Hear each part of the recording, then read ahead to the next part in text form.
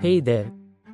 Storytelling is one of the most powerful tools to hook your listeners and keep them glued to every word you say. But a lot of the advice out there makes it sound way too complicated.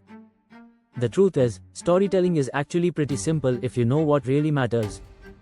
If you just give me 9 minutes, you'll discover 5 storytelling techniques to tell insanely good stories.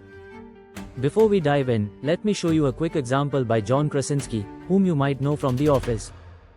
It's a 20-second story, really short but so powerful. By the end of today, you'll know exactly how to tell stories just like him. And then I said, yeah. And he says, who are you visiting here? I said, my wife. And he says, is she an actress?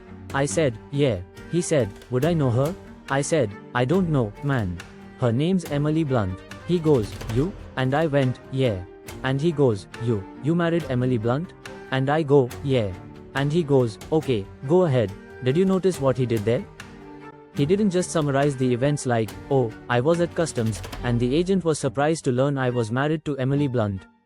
No, he zoomed into the moment, took us into the trenches, and let us experience that exact situation. The best stories don't just summarize events, they zoom into the moment. And the good thing is, it's not that difficult to do. I'll show you 5 techniques you can use in all your stories.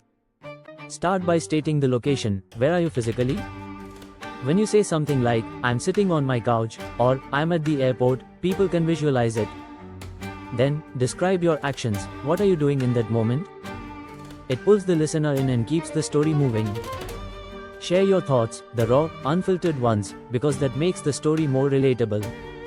Express your emotions, but don't just state them. Show them through actions, like leaning back and sighing instead of just saying, I was relieved. Finally, use dialogue. Let us hear what the characters say. It makes the story come alive and adds a personal touch. To see these techniques in action, here's a quick example from Sarah Willingham, a British entrepreneur. She walked into a meeting late, and someone assumed she was there to serve coffee. She played along, made the coffee, sat down, and watched the realization dawn on the person's face that she was actually leading the meeting. That moment of misjudgment became a powerful, memorable story. Today, you learned the foundations of telling insanely good stories.